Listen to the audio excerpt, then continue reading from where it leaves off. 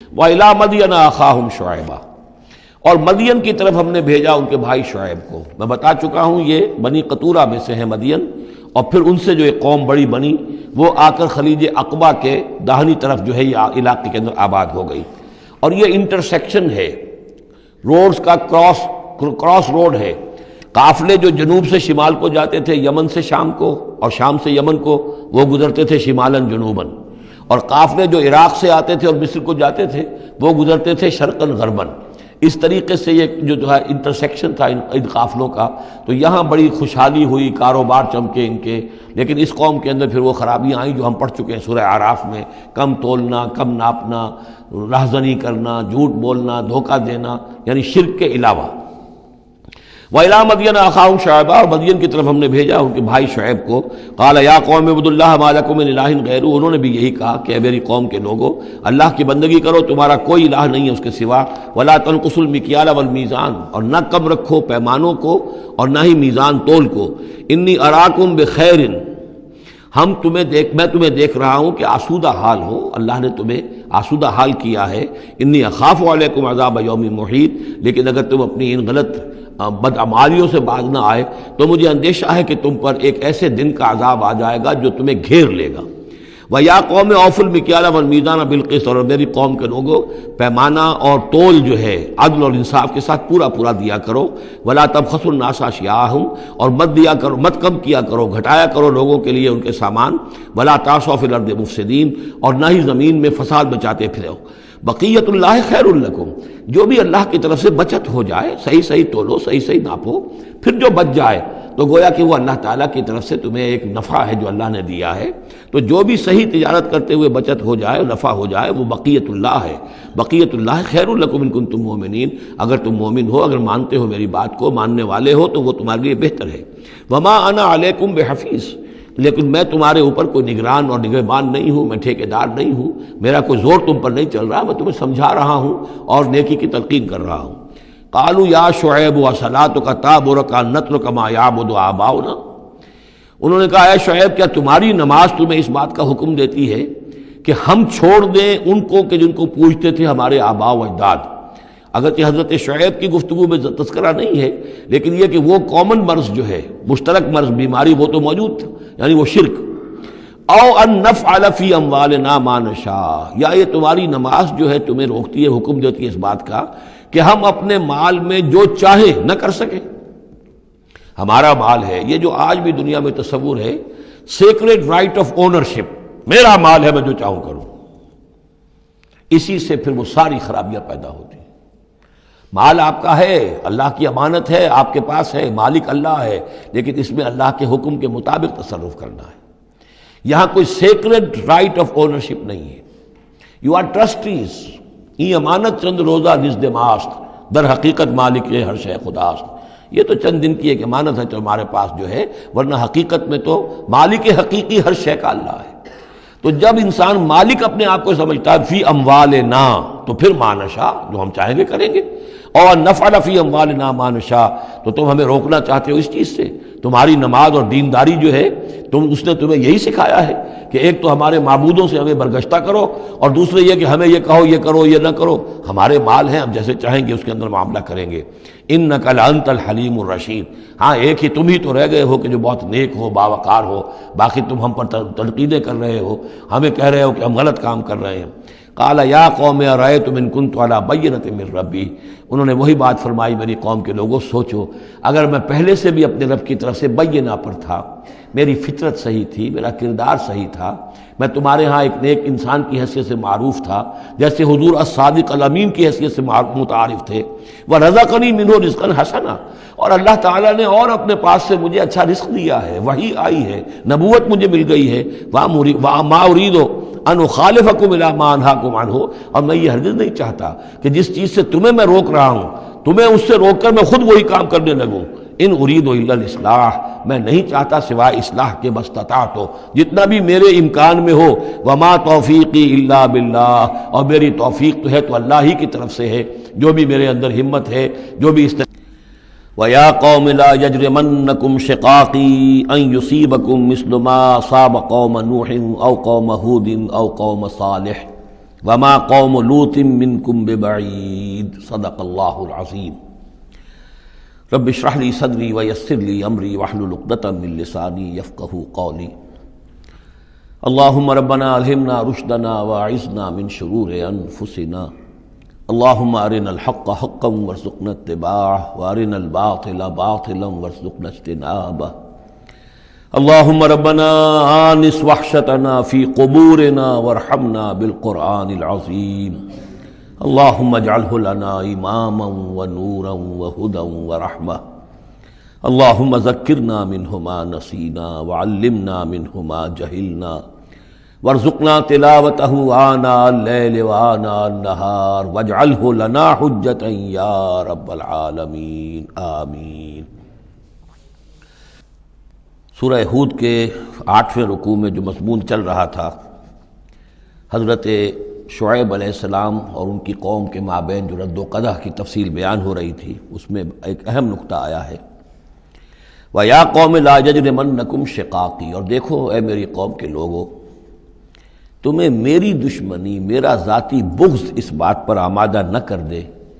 کہ تمہارا وہ انجام ہو جائے ان یصیبکم مثل ما اصاب قوم نوح، کہ تم پر بھی وہی عذاب آئے اللہ کا جیسا کہ آیا تھا قوم نوح پر، او قوم ہود، او قوم ہود، یا جو آیا تھا قوم ہود پر، او قوم صالح، یا جو آیا تھا قوم صالح پر، وما قوم لوط منکم ببعید، اور قوم لوط تو تم سے زیادہ دور بھی نہیں۔ یہ 4 جو ہیں قوموں کے اوپر عذاب آ چکا تھا حضرت شعیب علیہ السلام کی قوم پر عذاب آنے سے پہلے، حضرت نوح، حضرت ہود، حضرت صالح، اور جہاں جن شہروں تک حضرت لوط علیہ السلام بھیجے گئے، یعنی سدوم اور عامورہ کی بستیاں۔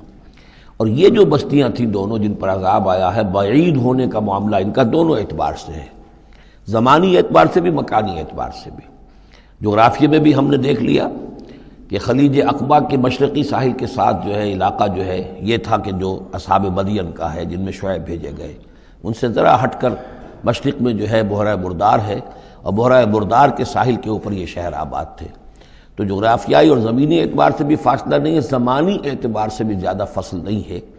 اور اگرچہ بعض لوگوں کا خیال یہ ہے کہ حضرت موسیٰ علیہ السلام جب مدین گئے تھے، مصر سے اپنی جان بچا کر نکلے تھے،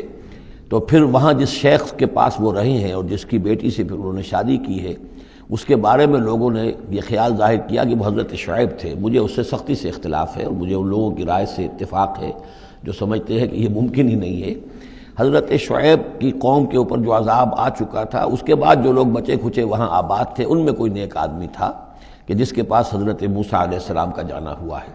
لیکن یہ کہ بہرحال اتنا فصل کوئی ہزاروں برس کا نہیں ہے ان کے مابین، سینکڑوں برس کا بھی شاید نہ ہو، قریب کا ہے معاملہ، زمانی اعتبار سے بھی اور زمینی اعتبار سے بھی۔ اب جو نقطہ اس میں اہم ہے وہ یہ ہے کہ بسا اوقات کسی شخص کو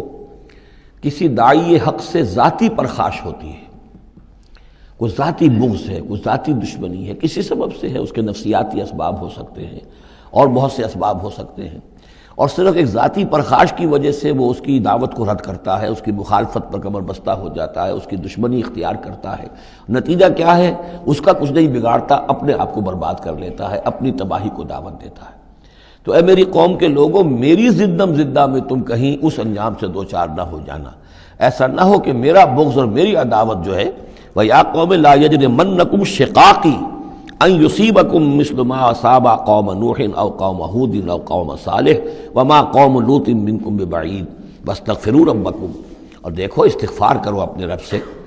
ثم توبوا الیہ، پھر اس کی طرف رجوع کرو، اس کی طرف آگے بڑھو، اس کی اطاعت کرو، اس کی فرمانبرداری کرو۔ ان ربی رحیم ودود، یقیناً میرا رب رحیم بھی ہے، ودود بھی ہے، محبت فرمانے والا ہے۔ قالوا یا شعیب ما نفقہ کثیرا مما تقول، انہوں نے کہا کہ اے شعیب تم جو کچھ کہتے ہو اس کی اکثر بات تو ہماری سمجھ میں نہیں آتی، کیا کہہ رہے ہو تم؟ یعنی یہ کہ ذہنوں کے سانچے اتنے بگڑ گئے ہوتے ہیں کہ سیدھی بات ان میں فٹ بیٹھتی نہیں۔ ما نفقہ کثیرا مما تقول وانا لنراک فینا ضعیفا، ہم تو یہ دیکھ رہے ہیں کہ تم ہمارے اندر کوئی طاقتور آدمی نہیں ہو، کمزور سے آدمی ہو، ہم تو دیکھتے ہیں کہ تمہارے پاس کوئی قوت نہیں ہے۔ لولا رہتک، اگر نہ ہوتا تمہارا خاندان، لرجمناک، تو ہم تجھے کبھی کا سنسار کر چکے ہوتے۔ اب یہ بات بہت اہم ہے اس وقت. اصل میں یہ جو صورت مکی نازل ہو رہی ہیں، جو حضور کی دعوت اور تحریک جس دور سے گزر رہی تھی اور جو کچھ ہو رہا تھا،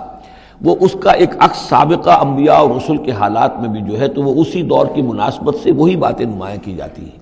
یعنی جو تکرار ہوئی ہے ان رسولوں کے حالات کی، وہ تکرار محض نہیں ہے، بلکہ ہر جگہ پر جس دور میں وہ صورت نازل ہو رہی ہے جن میں ان کا تذکرہ ہو رہا ہے، اس دور میں جو خاص مسائل ہیں کہ جو درپیش ہیں محمد رسول اللہ صلی اللہ علیہ وسلم اور آپ کے صحابہ کو، تو ان کے مناسبت سے جو ہدایت ہے، دل جوئی ہے، مسلمانوں کے لیے رہنمائی ہے، وہ حصہ ان رسولوں کی تعلیمات اور تاریخ کا بیان کیا جاتا ہے. اب یہاں مکے میں بھی شکل یہ ہو چکی تھی